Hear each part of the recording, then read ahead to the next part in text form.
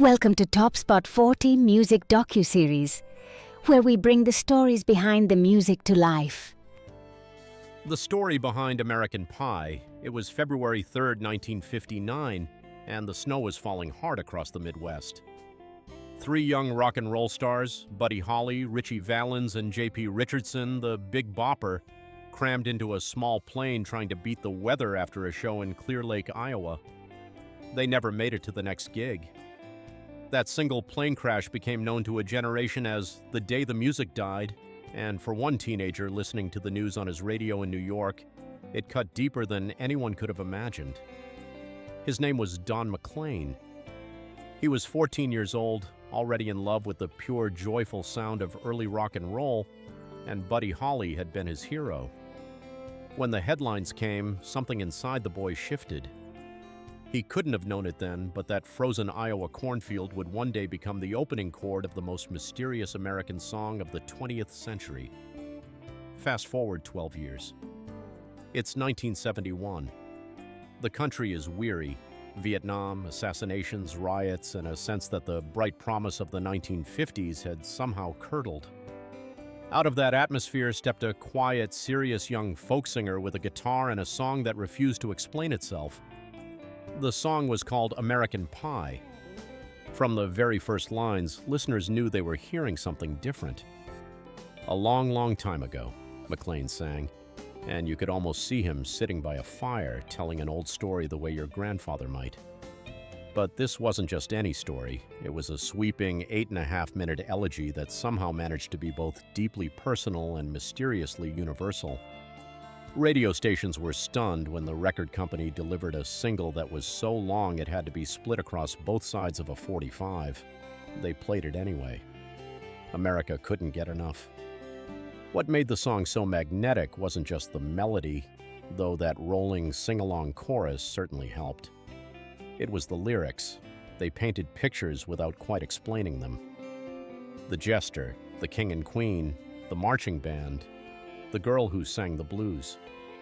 Listeners instinctively understood they were hearing a coded history of rock and roll itself, from the innocent sock hops of the 50s, through the British invasion, Woodstock, and Altamont, all the way to the confused early 70s. McLean had taken the entire cultural earthquake of his youth and folded it into one long, rolling poem. He has always been coy about the meaning. It's a song about America, he'll say with a quiet smile and then leave it at that. But the images are too vivid to ignore. When he sings about the jester singing for the king in a coat he borrowed from James Dean, most of us hear Bob Dylan stepping into Elvis Presley's spotlight. When he describes the plane crash in the opening verse, we're right back in that snowy field with Buddy Holly.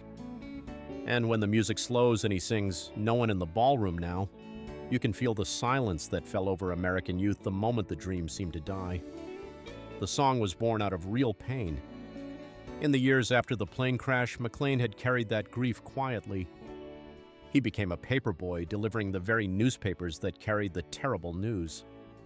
Later, as a touring folk singer, he actually drove out to that cornfield in Iowa and stood where the wreckage had lain.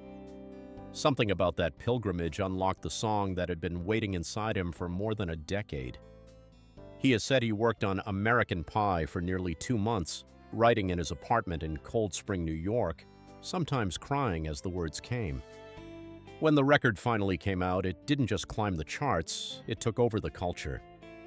It reached number 1 in January of 1972 and stayed there for 4 weeks. People played it at parties, on car radios, at graduation ceremonies. Strangers would sing the chorus together in bars without even planning to.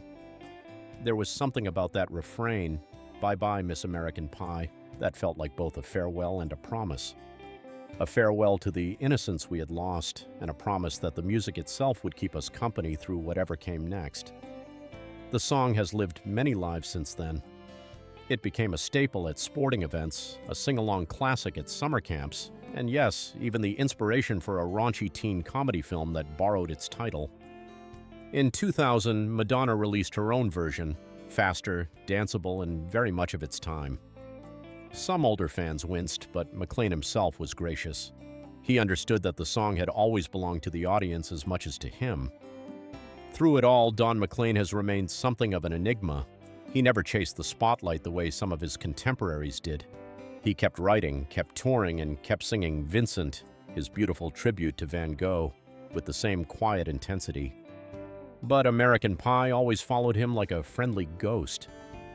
At concerts, when those first piano notes drift across the auditorium, you can see older faces light up with recognition. They close their eyes and travel back to their own youth. The drive-in movies, the first slow dances, the friends who went to Vietnam and didn't come home. What's remarkable is how the song still feels alive. In an age of short attention spans and 3-minute tracks, people still sit through all 8.5 minutes without touching their phones. They still debate the meaning in coffee shops and online forums. They still feel that same mysterious tug in their chests when the chorus swells. Perhaps that's because American Pie isn't really about solving a puzzle. It's about remembering what it felt like when music mattered so much it could break your heart. It's about the way certain songs become the soundtrack to our collective coming of age, the moment we realized the world was more complicated than the simple driving beat of "That'll Be the Day." So the next time you hear those familiar chords, let yourself drift. Picture a 14-year-old boy delivering newspapers on a cold February morning. Picture a young man standing alone in an Iowa cornfield years later. Picture all of us, then and now, still trying to make sense of the dreams we chase and the music that carries us through. Because in the end, the music didn't die. It just changed its clothes, borrowed a few new coats, and kept on playing. And as long as someone, somewhere, picks up a guitar and sings about the day the music died, Miss American Pie keeps driving that Chevy to the levee, reminding us that the good old days were never really simple, but they were ours. And that, friends, is worth singing about for a very long time. Thank you for joining us for Top Spot 40 Music Docuseries. Discover all the stories behind the music at topspot40.com. Until next time, keep the music playing.